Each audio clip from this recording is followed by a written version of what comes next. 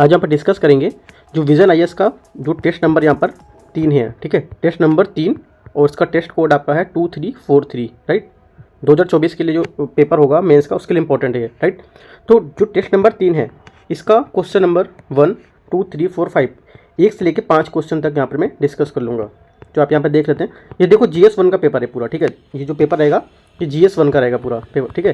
तो इसमें क्वेश्चन देख लेंगे किस टाइप से क्वेश्चन को सॉल्व करते हैं, किस टाइप से क्वेश्चन आपको लिखना है, राइट। तो प्रैक्टिस कर लेंगे यहाँ पर, क्वेश्चन लिख लेंगे। तो जैसे कि पहला क्वेश्चन यहाँ पर है, भारत में चित्रकला के बारे में पूछा है। सेकंड क्वेश्चन है, भारत में जो भारतीय संस्कृति है उसकी विरासत के लिए पूछा है क्वेश्चन, ठीक है। तीसरा क्या है, जिन तरीकों से सिंधु घाटी सभ्यता है, तो सिंधु घाटी सभ्यता से लेकर स्थापत्य कला के बारे में यहाँ पर पूछा है, ठीक है। चौथा क्वेश्चन यहाँ पर है, भारतीय उपमहाद्वीप, राइट, भारतीय उपमहाद्वीप में छठी ईसा पूर्व और चौथी ईसा पूर्व जो फारसी यूनानी थे उनके आक्रमण पर भारतीय कला पर क्या प्रभाव पड़ा, ये है। और पांचवा क्वेश्चन है, भारतीय चित्रकला की परंपरा में मुगलों का योगदान का उल्लेख करना है, ठीक है। तो यहाँ से मैं 1 से 5 क्वेश्चन तक पूरे मैं डिस्कस करूँगा, ठीक है। उसके बाद जो हमारा पार्ट सेकंड आएगा, इसी लेक्चर का पार्ट सेकंड, ये पार्ट 1 रहेगा, इसका सेकंड आएगा टेस्ट 3 का सेकंड पार्ट। उसमें मैं स्टार्ट करूँगा 6 नंबर से लेके जो 10 नंबर तक क्वेश्चन है, 6 से 10 तक जितने क्वेश्चन है वो यहाँ पर मैं डिस्कस कराऊंगा। तो स्टार्ट करते हैं क्वेश्चन को, देखते हैं क्वेश्चन नंबर 1 से क्या है।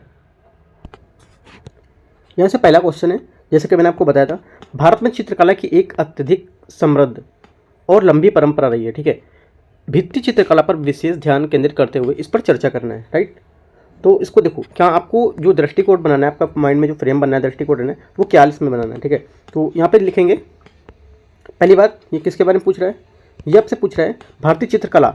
भारतीय चित्रकला क्या है, तो अपना जो दृष्टिकोण हमारा रहेगा, जो इंट्रोडक्शन या आपका जो प्रस्तावना रहेगा हिंदी में लिखते हैं, तो उसमें आप यहाँ से कहाँ से स्टार्ट करेंगे, आप बताएंगे कि भारतीय चित्रकला क्या है, इसको उदाहरण बताएंगे कि क्या है, ठीक है। सेकंड बात मैं आपको बताना है कि जिसमें विभिन्न हिस्सों में प्रचलित जो भित्ति चित्रकला है उसके क्या उदाहरण है, ठीक है। भित्ति चित्रकला क्या है, उसके क्या एग्जाम्पल है, सेकंड बात में आप बताएंगे। थर्ड बात आपको बताएंगे इसमें कि जो यहाँ पर इसमें ध्यान केंद्रित करते हुए बताना है कि इस पर क्या हम इस पर अपना उदाहरण दे सकते हैं और इस पर क्या आप आगे की राह बता सकते हैं, क्या आगे इसमें दे सकते हैं। तो अपना करंट से रिलेटेड करके कुछ पॉइंट आपको बताना रहेगा, उसके बाद अपना इसी में निष्कर्ष लिखना रहेगा, ठीक है। तो देखते हैं, स्टार्ट करते हैं आंसर को, क्या लिखना है भारतीय चित्रकला के बारे में। आपको यहाँ से लिखना है, भारत में चित्रकला की परंपरा विश्व की सबसे उत्कृष्ट परंपराओं में से एक रही है, ठीक है। ये समय के साथ साथ विभिन्न धार्मिक मान्यताओं और सांस्कृतिक जो क्षेत्रीय हैं उसकी परंपराओं के साथ साथ यह जनमानस की जो सामाजिक और राजनीतिक आकांक्षा हैं उनको समाविष्ट करके विकसित हुई है, ठीक है। आपको यहाँ पर ये बताना है। एक पॉइंट और लिख सकते हैं आप, भारतीय चित्रकला की परंपरा पूरा पाषाण काल, ठीक है, या पूरा पाषाण युग से चली आ रही है, जिसके साक्ष्य भीमबेटका और आपका जो लखुडियार है, ठीक है, उसके शैल चित्रों से प्राप्त होते हैं, राइट, इतना बताएंगे।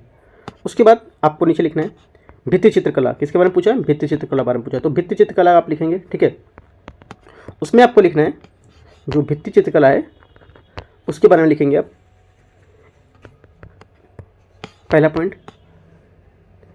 भित्ति चित्रकला को प्रत्यक्ष रूप से दीवारों पर बनाया जाता है, ठीक है, दीवारों पर बनाया जाता है। ये भारतीय कला एवं चित्रकला की जो परंपरा है ये सबसे विशिष्ट विशेषताओं में से एक मानी जाती है, यह विशिष्ट जो विशेषताओं में से एक है, ठीक है। भित्ति चित्रकला के निम्नलिखित कुछ ऐसे उदाहरण हैं जो पूरे भारत में पाए जाते हैं। आपको उदाहरण बता देने कौन कौन से, पहला एग्जाम्पल आपको देना है, ऐसे करके 1, 2, 3, 4 जितने एग्जाम्पल है वो सब आप बताते जा रहा हूँ।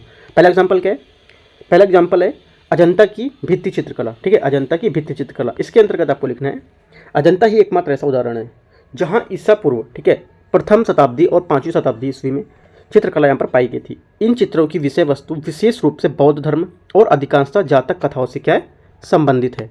अजंता गुफा की सबसे उल्लेखनीय चित्रकला कौन सी है, पद्मपाणि, ठीक है, पद्मपाणि की है। ज्ञात है कि जो पद्मपाणि है वो बोधिसत्व की एक सुंदर अलंकृत मानवाकार की प्रतिमा है। ये आपको बताना है अजंता की जो भित्ति चित्रकला उसके बारे में, ठीक है। इसी में सेकंड हेडिंग में आपको क्या लिखना है, सेकंड हेडिंग में लिखना है एलोरा की भित्ति चित्रकला, एलोरा भित्ति की जो चित्रकला है उसमें, उसके अंतर्गत लिखना है आपको कैलाशनाथ मंदिर की छत पर भगवान शिव को समर्पित चित्रकारी की गई है जो तत्कालीन शिल्प कौशल की उत्कृष्टता का प्रभाव का उदाहरण दिखाती है, ठीक है। इस चित्रकला को राष्ट्रकूट वंश के राजा जो कृष्ण प्रथम थे, ठीक है, राजा जो कृष्ण प्रथम थे उनके संरक्षण में निर्मित किया गया था। सेकंड बात आपको बता देना है यहाँ पे। थर्ड बात में क्या लिखेंगे, सित्तनवासल की भित्ति चित्रकला, ठीक है, कैसे लिखेंगे इसको, थर्ड जो हेडिंग है इसमें कैसे लिखेंगे, सित्तनवासल, सित्तनवासल, ये एक में ही पूरा लिखा हुआ है वर्ड, ठीक है। सित्तनवासल की भित्ति चित्रकला, इसमें आपको लिखना है यहाँ पर पाए गए चित्रों का जैन धर्म के विषय पर और प्रतीक के साथ घनिष्ठ संबंध है, ठीक है। इन चित्रकलाओं को जो रूपरेखा है इनकी, वो हल्के लाल पृष्ठभूमि पर गाढ़े जो रंग है उससे चित्रित किया गया इनको, राइट। इसके उल्लेखनीय चित्रकलाओं में अत्यंत सुंदर एक दृश्य अलंकृत है जिसमें कमल का फूल, ठीक है, जिसमें क्या है, कमल का फूल बड़ा जो कमल के फूल वाला एक तालाब है, ठीक है, कमल के फूल वाला क्या है, एक तालाब है, उसमें पक्षी, हाथी और भैंसों के साथ फूल तोड़ता हुआ एक युवक दिखाया गया है, ठीक है। ये आपको सित्तर मासल की जो भित्ति चित्रकला है उसमें दिखाया गया है, राइट। यहाँ से देखो, इसी लाइन से आपसे प्रीलिम्स का क्वेश्चन भी बना सकता है। कैसे कि सिर्फ क्वेश्चन पूछेगा कि देखो आपसे पूछेगा कि एक कमल का फूल के साथ एक युवक दिखाया गया है तालाब के पास, कुछ आपके पास जानवर भी हैं, वो किस चित्रकला को, मतलब जो फूल को तोड़ता हुआ दिखाया गया है वो किस चित्रकला को संबंधित है ना, या किस चित्रकला को दर्शाता है, ठीक है। तो कौन सी है, सित्तर मासल की भित्ति चित्रकला, ठीक है, आपको ये याद रखना है। इसके बाद अगली हेडिंग है इसी में चौथी, इसमें लिखना है चोलकालीन भित्ति चित्रकला। इसमें क्या लिखना है, राजराज चोल के शासनकाल में बृहदेश्वर मंदिर की दीवारों पर इन चित्रों को क्या है, बनाया गया था। इन चित्रों में भगवान शिव से संबंधित विभिन्न जो आख्यान है उसके रूप को दर्शाया गया है, ठीक है। अगला है पांचवी हेडिंग, इसमें लिखना है विजयनगर की भित्ति चित्रकला। इसमें लिखना है हम्पी में स्थित विरूपाक्ष मंदिर, ठीक है, के मंडप की छत पर बने जो चित्र हैं उसमें रामायण और महाभारत के प्रसंगों को क्या दर्शाया गया है। और आंध्र प्रदेश में जो लेपाक्षी मंदिर है उसकी दीवारों में विजयनगर की परंपरा को विकसित चित्रात्मक भाषा का उत्कृष्ट उदाहरण है, ठीक है, ये आपको यहाँ पर बताना है। नेक्स्ट है छठवीं जो हेडिंग रहेगी, इसमें क्या लिखना है केरल की भित्ति चित्रकला। केरल भित्ति चित्रकला में लिखेंगे केरल के चित्रकारों के नायक और विजयनगर शैली की संयुक्त परंपरा का विकास किया, ठीक है। इन भित्ति चित्रों में स्थानीय परंपराओं जैसे कथकली, ठीक है, रामायण, ठीक है, और कथकली रामायण हो गया, महाभारत हो गया, कलाम इजुथू, ठीक है, कलाम इजुथू आदि के तत्व यहाँ पर क्या पाए जाते हैं, ये सब यहाँ पर बताएंगे। इन भित्ति चित्रों में जीवन होता है और यहाँ पर चमकीले जो रंग है उनका यहाँ पर प्रयोग करते हैं, ठीक है, जो मानव की त्रिआयामी आकृति के रूप को दर्शाते हैं, ठीक है, ये आप यहाँ पर बता देंगे। इसके बाद अपने यहाँ पर निष्कर्ष लिखेंगे। निष्कर्ष में आपको क्या लिखना है, भारतीय चित्रकला की लंबी और समृद्ध परंपरा को संरक्षित करने एवं उसे बढ़ावा देने की आवश्यकता है। केरल में जो आपका है कौन सा, चेर पुला से आधा सा सेसरी, ठीक है, सेसरी, ये चेरपुला सेसरी एक परिसर है जो 700 फीट लंबी दीवार पर क्या है, वॉल ऑफ पीस आधुनिक भित्ति चित्रकला को निर्मित है, ठीक है। इस तरह की यह पहल इस दिशा में महत्वपूर्ण कदम है, ठीक है। आपको ये वाला एग्जांपल दे देना है, ठीक है, इंपॉर्टेंट एग्जांपल इसलिए बता रहा हूँ, ये आपको दे देना है, ठीक है। अगला देखते हैं, यहाँ से क्वेश्चन हमारा पूरा होता है। सेकंड नंबर क्वेश्चन देखते हैं। सेकंड नंबर क्वेश्चन है भारतीय संस्कृति और विरासत में मौर्य साम्राज्य के प्रमुख योगदान का प्रकाश डालना है। जो भारतीय संस्कृति है और विरासत है इसमें मौर्य साम्राज्य का प्रमुख योगदान का प्रकाश डालना है, ठीक है। तो भारतीय संस्कृति के बारे में आपको बताना है आंसर ने, पहले भारतीय संस्कृति क्या है, ठीक है, वो बारे में बताएंगे। उसके बाद भारतीय संस्कृति का मौर्य साम्राज्य पर क्या प्रभाव पड़ा, सेकंड बात में आप बताएंगे। भारतीय विरासत और संस्कृति मौर्य साम्राज्य के योगदान, क्या क्या योगदान थे, ये भी आप थर्ड बात में बता देंगे। और चौथे में अपना निष्कर्ष लिखेंगे, ठीक है। तो स्टार्ट करते हैं। यहाँ पे देखो आपको बताना है जो हमारा मौर्य साम्राज्य है और भारतीय संस्कृति के बारे में, ठीक है। तो लिखेंगे 4वीं शताब्दी ईस्वी पूर्व आते आते चंद्रगुप्त मौर्य ने चाणक्य की मदद से नंद वंश को क्या पराजित किया और मौर्य वंश का शासन स्थापित किया, ठीक है।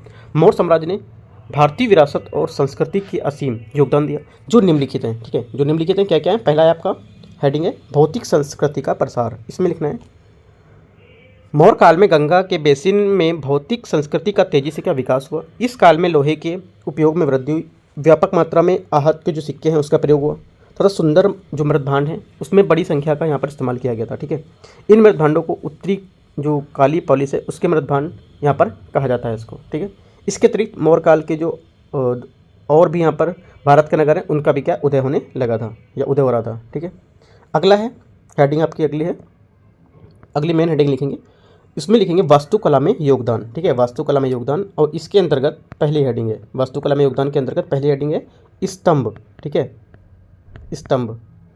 इसमें क्या लिखना है स्तंभ में, इसमें लिखेंगे स्तंभ या पिलर्स मौर्यकालीन स्तंभ शैलकृत स्तंभ में जो नक्काशी करने वाले कारीगरों के कौशल को दर्शाते हैं, ठीक है। और पूरे मौर्य साम्राज्य में ऐसे स्तंभों का निर्माण या बौद्ध विचारधारा और दरबारी आदेशों का प्रसार करने के लिए कराया जाता था जैसे कि आप उदाहरण में बता सकते हैं स्तंभ शिलालेख है ना, स्तंभ शिलालेख ये क्या था, इसमें अशोक के लोगों की रक्षा करना सिद्धांत था। इसमें क्या इस शिलालेख में यहाँ पर इस जो अधिकारी थे इनके कर्तव्यों का संबंधित था या इनके कर्तव्यों को यहाँ पर दिखाते थे, ठीक है। तो इसमें स्तंभ शिलालेख में। अगला है इसी में स्तूप शिलालेख, अगली हेडिंग स्तूप शिलालेख। इसमें क्या लिखना है, हालांकि इस काल में पूर्व के कई स्तूप थे उनका निर्माण कराया गया था, लेकिन क्या इस अवधि के दौरान जो आपके कई नए स्तूप भी क्या निर्मित किए गए थे, ठीक है। नए स्तूपों में आपका जैसे कि प्रदक्षिणा पथ के जो अतिरिक्त प्रवेश द्वार था वो जोड़े गए थे, ठीक है। इस प्रकार के जो और भी यहाँ पर थे उसमें धीरे धीरे क्या बौद्ध परंपरा का हिस्सा बन गया था ये, राइट। बुद्ध के जीवन की जो घटना थी वह जातक कथाएं थी, उसको स्तूपों की रेलिंग या तोरणों के रूप में भी इसे चित्रित किया जाने लगा था, ठीक है। नेक्स्ट हेडिंग क्या लिखेंगे, गुफाएं। स्तूप लिख लिया, आप क्या लिखेंगे, गुफाएं। गुफाओं में आपको लिखना है, इसमें लिखेंगे मौर्य काल से भारत में शैलकृत गुफा स्थापत्य के आरंभिक ज्ञात उदाहरण भी पाए जाते हैं, ठीक है। इन गुफाओं में खूबसूरती अलंकृत जो अग्रभाग है, जो उसका फेस भाग रहता है, उसमें आयताकार गुफाओं के पीछे क्या है, एक गोलाकार कक्ष और गुफाओं की यह अंदरूनी दीवार चिकनी बनाई गई थी, ठीक है। उदाहरण के लिए बिहार के गया जिले में निकट जो के बराबर पहाड़ी हैं, ठीक है, उसमें क्या है लोमस ऋषि की गुफा में यह एग्जाम्पल आपको देखने को मिल सकता है, राइट। अगला हेडिंग क्या है, नेक्स्ट हेडिंग रहेगी आपकी शिलालेख, ठीक है। क्या रहेगी, शिलालेख। शिलालेख में लिखना है, शिलालेख अपनी शैली एवं विषय वस्तु में विशिष्ट तथा अशोक के राजनीतिक विचारों और पद्धति पर जानकारी का एक समृद्ध स्रोत है। ये शिलालेख अशोक के प्रशासन के कुछ पहलुओं और बौद्ध धर्म के साथ उनके संबंध का प्रकाश डालते हैं, ठीक है। ये बताना है, ये आपका यहाँ से 4-5 हेडिंग के बाद ये आपका ये पूरा हो जाएगा। उसमें आपको फिर से एक नेक्स्ट हेडिंग लिखनी है, मेन हेडिंग जो रहेगी कला में योगदान, ठीक है।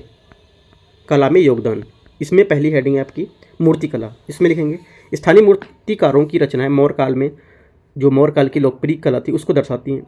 इस काल की मूर्ति कला के विशिष्ट तत्वों में चिकनी सतह, गोलाकार चेहरे, ठीक है, और बारीक शारीरिक विवरण भी शामिल होता है। उदाहरण के लिए आप उदाहरण दे सकते हैं जैसे कि दीदारगंज से प्राप्त याक्षिणी की जो आपकी मानवाकार प्रतिमा है वो, ठीक है। नेक्स्ट हेडिंग इसी में रहेगी, इसी के अंतर्गत नेक्स्ट हेडिंग है मृदभांड, ठीक है। क्या, मृदभांड। इसमें लिखना है आपको मौर्य काल में कई प्रकार के मृदभांडों का प्रयोग किया जाता था। हालांकि इसमें सर्वाधिक जो विकसित मृदभांड थे वो इसी के जो मृदभांड थे इसी के पूर्वी और आरंभिक मौर्य काल की पहचान के लिए माने जाते थे, ठीक है। इन्हें विशेष चमक वाले और बारीक चिकनी जरूरत जो मृदा थी उससे बनाया जाता था, ठीक है। नेक्स्ट हेडिंग क्या रहेगी, धर्म, रिलीजन जो आपका है, ठीक है। धर्म में क्या लिखना है, मौर्यों के सहिष्णु दृष्टिकोण ने भारत में 3 विविध धर्मों अर्थात हिंदू, जैन और बौद्ध धर्मों में जो फलने फूलने में सहायता प्रदान की। मौर्य साम्राज्य के अधीन जैन और बौद्ध धर्म फले फूले क्योंकि इन दोनों धर्मों को क्रमशः चंद्रगुप्त मौर्य और अशोक द्वारा शाही संरक्षण यहाँ पर प्राप्त था, ठीक है। तो यहाँ पर अपना बताएंगे, उसके बाद अपना निष्कर्ष नीचे लिखेंगे। निष्कर्ष में लिखना है, इस प्रकार मौर्य साम्राज्य ने भारतीय उपमहाद्वीप की संस्कृति और विरासत में एक अविस्मरणीय, ठीक है, अविस्मरणीय योगदान दिया है। तो यहाँ से आपका आंसर क्लोज हो जाएगा, ठीक है, पूरा हो जाएगा आंसर। क्वेश्चन नंबर 3 बोले हैं, जिन तरीकों से सिंधु घाटी सभ्यता की कला और स्थापत्य कला ने यहाँ के लोगों के दैनिक जीवन पर प्रकाश डाला है तो उन्हें क्या है सूचीबद्ध करना है, राइट। किसकी बात कर रहे हैं, यहाँ पर देखो सिंधु सभ्यता के बारे में बात कर रहे हैं, सिंधु घाटी सभ्यता उसके बारे में बात कर रहे हो। तो क्या पहले आपका जो दृष्टिकोण होगा सिंधु घाटी सभ्यता क्या है इसके बारे में बताएंगे, ठीक है, क्या है। सेकंड बात बोल रहे हैं, इनसे जो स्थापत्य कला की यहाँ पे जो सहायता है लोगों के दैनिक जीवन पर क्या प्रभाव पड़ा है, ठीक है, तो उस पर आप टिप्पणी बनेंगे, क्या इन पर प्रभाव पड़ा है ये बताएंगे। और तीसरी बात में अपना आप निष्कर्ष यहाँ पर लिखेंगे, राइट। तो स्टार्ट करते हैं आंसर, देखते हैं हमारा जो सिंधु घाटी सभ्यता है इसमें क्या लिखना है, ठीक है। तो सिंधु घाटी सभ्यता है, इसमें आप प्रस्तावना या इंट्रोडक्शन में लिखेंगे, सिंधु घाटी सभ्यता सर्वाधिक प्राचीन एवं उन्नत सभ्यताओं में से एक है, ठीक है। यद्यपि सिंधु घाटी सभ्यता के लोगों का जीवन, भाषा और संस्कृति के बारे में बहुत कुछ रहस्य बना हुआ है, फिर भी इसकी कला एवं स्थापत्य कला के जो अब इनके लोग हैं दैनिक जीवन में जो इनका निम्नलिखित तरीके हैं उसकी जानकारी यहाँ पर ये प्रदान करती है, ठीक है। तो क्या क्या जानकारी प्रदान करती है उसमें नंबर 1 में लिखना है आपको, नंबर 2 ऐसे करके पॉइंट लिखे हैं, उसके पॉइंट के अंदर आपकी हेडिंग रहेगी वस्त्र, ठीक है। जो नंबर 1 पॉइंट है उसमें लिखेंगे वस्त्र हेडिंग में। उसके अंतर्गत लिखना है आकृतियों और मूर्तियों में लोग विभिन्न प्रकार के वस्त्र पहने हुए थे, ठीक है, पहने हुए दिखाए गए थे। उदाहरण के लिए जैसे कि एक दाढ़ी वाले पुरुष है उसकी एक जो मूर्ति है वो सिलखड़ी से बनी हुई यहाँ पर मानी गई थी, दिखाई गई थी, ठीक है। अगला क्या है, वस्त्र के बाद सेकंड पॉइंट में लिखेंगे आभूषण, ठीक है। आभूषण में क्या लिखना है, चनहुदड़ो, ठीक है, चनहुदड़ो और लोथल में पाई गई कार्यशाला से पता चला कि इन जगहों के मनकी बनाने की जो उद्योग था काफ़ी अधिक विकसित था। तो वहाँ पे क्या पता चला, तो उनको पता चला कि इस टाइप के लोग यहाँ पर आभूषण भी पहनते थे, यहाँ से पता चला। ठीक है। तीसरा क्या है, तीसरा यहाँ पे जो है जानवरों की मूर्तियाँ, ठीक है, ये हेडिंग है जानवरों की मूर्तियाँ। इसमें है लोथल में पाया गया है कि तांबे के जो कुत्ता है और पक्षी के साथ साथ कांसे की बनी हुई जो जानवरों की मूर्तियाँ हैं वो यहाँ पर भैंस बकरी वो सब क्या यहाँ पर उल्लेखनीय है, राइट। तो यहाँ पर ये था, तो इनको पता चला कि जानवरों की मूर्तियाँ यहाँ पर थी। ठीक है। उसके बाद चौथा हेडिंग है, चौथे में है आपको लिखना है धार्मिक व्यवस्था। धार्मिक व्यवस्था क्या है, इसमें कुछ दाढ़ी मूछ वाले जो पुरुष थे उनकी मूर्तियों में ऐसे पुरुष भी छोटी जो और मूर्तियाँ मिली जिसमें छोटी छोटी जो कुछ मूर्तियाँ थी उसमें बाल क्या है उनके गुथे हुए थे, ये भी मूर्तियाँ मिली है। जो एकदम सीधे खड़े हुए थे और उनकी टांगें तो चौड़ी थी, ठीक है। और ऐसी जो मूर्तियाँ क्या है बार बार यहाँ पर इसमें पाई गई थी, राइट।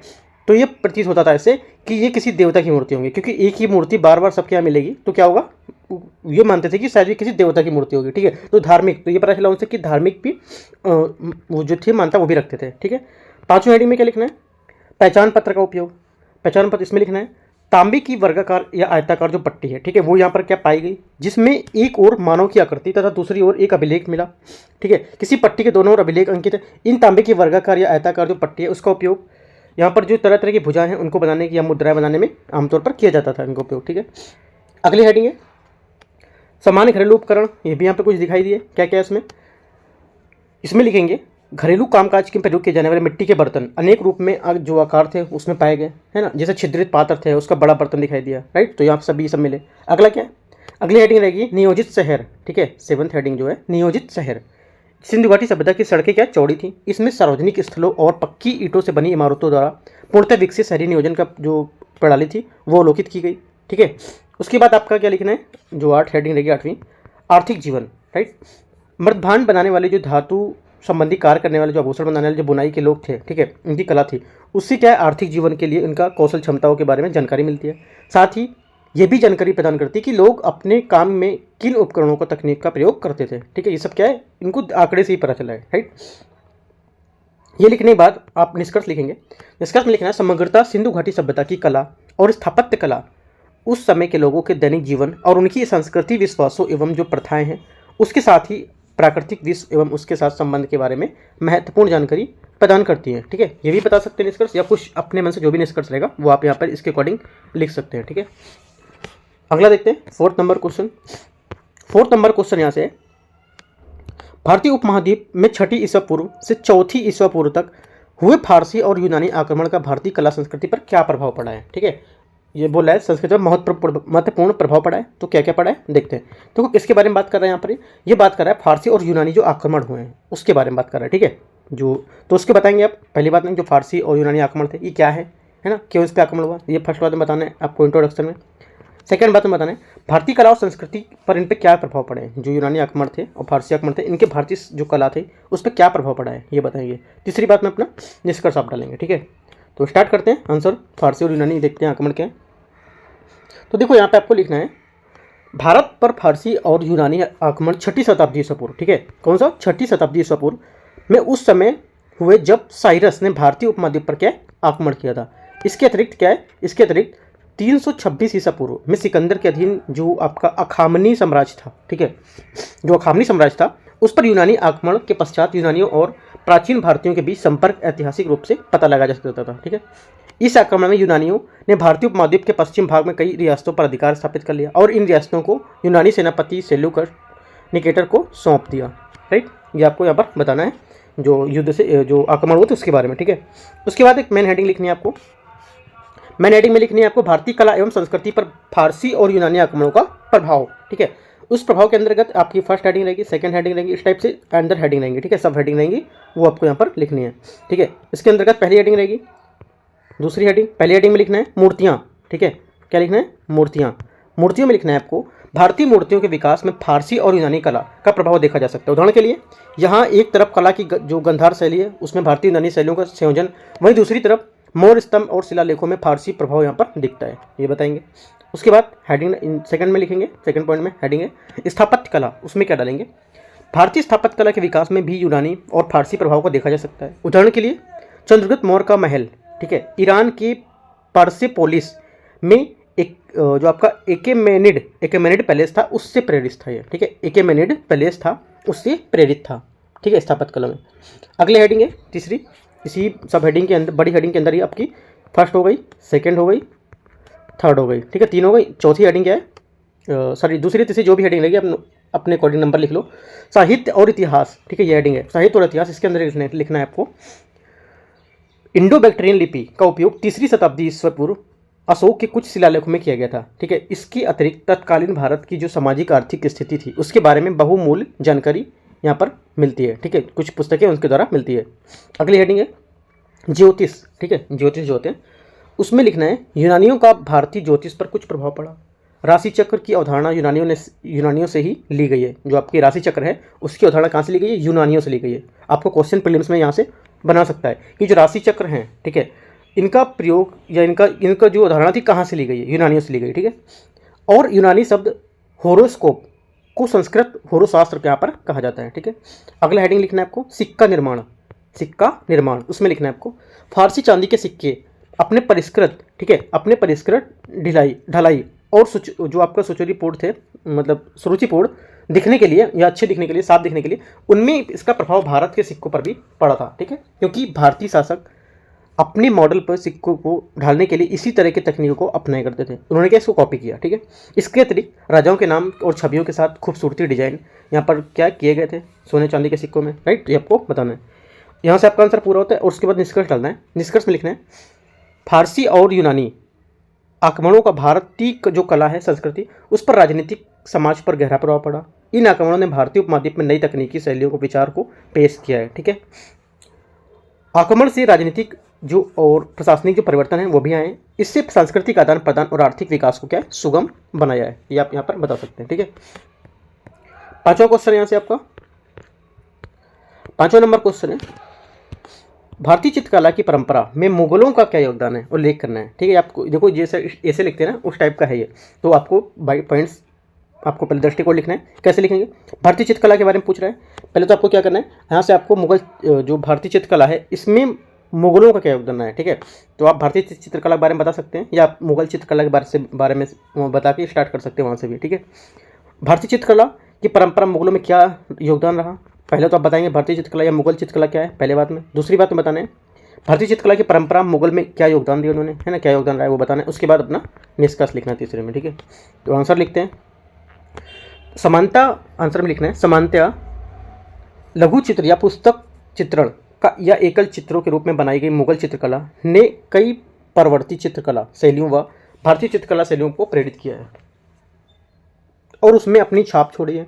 मुगल शासक विभिन्न कला शैली के संरक्षक थे, ठीक है। औरंगजेब को छोड़कर अधिकतर मुगल उत्तराधिकारी ने अपनी रुचि और पसंद के आधार पर भारतीय चित्रकला परंपरा में निम्नलिखित तरीकों के योगदान यहाँ पर दिया है। क्या क्या योगदान दिया है, निम्नलिखित दिए, तो कौन कौन से, पहला है हेडिंग के अंतर्गत लिखेंगे पांडुलिपि चित्रण, ठीक है, पांडुलिपि चित्रण। इसके अंतर्गत लिखना है आपको ये मुगल बादशाह के शासन की घटनाओं का विवरण देने वाले इतिहासकारों में लिखित पाठ के साथ ही उन घटनाओं को चित्रों के माध्यम से दृश्य के रूप में क्या है वर्णित किया जाता था, ठीक है। नेक्स्ट क्या है हेडिंग चित्रकारों का संरक्षण, जो चित्रकारों का संरक्षण था वो उस क्या था, मुगल बादशाहों ने अपने दरबार में चित्रों को बनवाने के लिए बहुत से प्रतिभाशाली थे चित्रकार, उनको संरक्षण प्रदान किया, ठीक है। उदाहरण के लिए बादशाह हुमायूं 2 फारसी चित्रकार थे जिसमें कौन कौन से, मीर सैयद अली और आपका अब्दुस समद, ये क्या अपने साथ ये दिल्ली ले गए थे उनको चित्रकारी करने के लिए, ठीक है। तीसरा क्या है दैवी प्रकाश, ठीक है, जो दैवी प्रकाश होता है वो दैवी प्रकाश, इसमें जहांगीर के शासनकाल में मुगल चित्रकला पर पश्चिमी प्रभाव अधिक स्पष्ट हो गया और चित्रों में बादशाहों के सिर के पीछे प्रभामंडल का प्रयोग प्रचलन में आ गया था, ठीक है।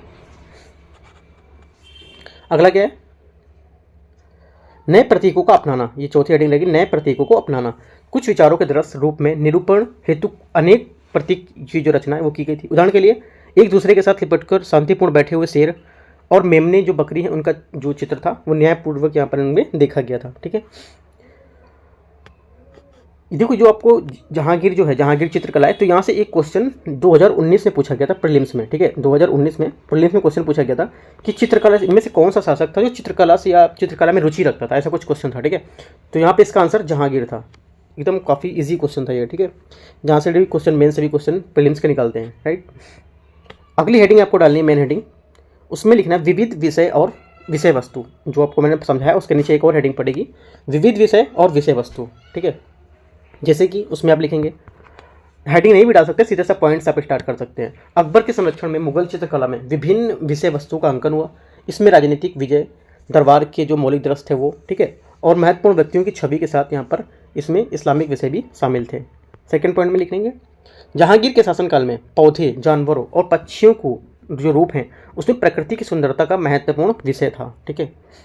जहांगीर ने सुलेख कला को क्या बढ़ावा दिया और रूप चित्रकारी की भी शुरुआत की, ठीक है। अगला क्या है, तीसरा, इसमें लिखेंगे शाहजहां के शासनकाल में चित्रकला को एक नया रोमानी रंग मिला। उनके समय में प्रेम, रोमानियत, रूप चित्रण और दरबार के दृश्य सामान्य विषय बन गए थे, ठीक है। चित्रकारों ने लैला मजनू, शिरीन फरहाद, ठीक है, फरहाद और बाज बहादुर जैसे रोमती की जो कथाएं थी उसको भी क्या चित्रित किया था, ठीक है। ये आपको बता देना है। उसके बाद आपको हेडिंग डालना है विदेशी प्रभाव। हेडिंग क्या डालनी, विदेशी प्रभाव, ठीक है। क्या विदेशी प्रभाव पड़ा इसमें, ये भी बता सकते हैं। इसमें लिखेंगे विदेशी प्रभाव में नीचे पूरा आपको पैराग्राफ से पूरा लिखना है ऐसा, ठीक है, कोई पॉइंट नहीं लिखना है। मुगल चित्रकला शैली अपने चरम पर इस्लामिक, भारतीय एवं यूरोपियन जो दृश्य था उसमें संस्कृति और सौंदर्य के जो अति परिष्कृत मिश्रित रूप में प्रस्तुत करती थी। मिश्रित शैली वाले जो चित्र थे वो क्या देखने को मिलते थे। ये कहा जा सकता है कि उस काल में निर्मित कलाकृति को खजाना काफ़ी समृद्ध था, ठीक है। ये खजाना पहले से ही क्या चली आ रही जो उस काल की पारंपरिक और भारतीय ईरानी शैली थी उससे काफ़ी अधिक विकसित थी, ठीक है। ये आप यहाँ पर बता सकते हैं। उसके बाद निष्कर्ष लिखेंगे, अपना निष्कर्ष लिखेंगे 1739, ठीक है, 1739 1739 में नादिर शाह के आक्रमण और दिल्ली के सिख चित्रकारों ने देश में अन्य हिस्सों में पलायन के साथ साथ मुगल चित्रकला धीरे धीरे क्या है गुमनामी में चली गई। फिर भी क्या चित्रकला की मुगल शैली को भारतीय चित्रकला इतिहास में एक महत्वपूर्ण बदलाव के रूप में देखा जाता है। काफ़ी अच्छा निष्कर्ष है तो आपको यहाँ पर लिखना है, ठीक है। तो इस टाइप के आपके जो 5 क्वेश्चन थे 1 से 5, ठीक है, ये क्वेश्चन मैंने डिस्कस कर लिया आपके टेस्ट नंबर 3, ठीक है, टेस्ट आपका जो 3 है इसको, ठीक है। और ये आपका GS 1 का पेपर है, राइट। ये तो 3 क्वेश्चन हो गए, 5 क्वेश्चन हो गए। उसके बाद जो 6 क्वेश्चन से स्टार्ट करेंगे वो आपका सेकंड पार्ट में स्टार्ट करेंगे, ठीक है। तो देखते रहिए, कोई डाउट रहता है आप नीचे कमेंट में पूछ सकते हैं। बाकी प्रीलिम्स का भी मैं टेस्ट सीरीज चला रहा हूँ, वो भी आप यहाँ पे क्वेश्चन सॉल्व कर सकते हैं डेली का डेली, राइट। तो वहाँ पे टेलीग्राम चैनल है तो लिंक दे देंगे, तो वो भी आप वहाँ से जुड़ सकते हैं कि कुछ आपको डाउट रहेगा, कुछ पूछना रहेगा या आंसर कुछ चेक कराना है तो वहाँ से आप जुड़ सकते हैं टेलीग्राम चैनल से भी, ठीक है। तो all the best, thank you.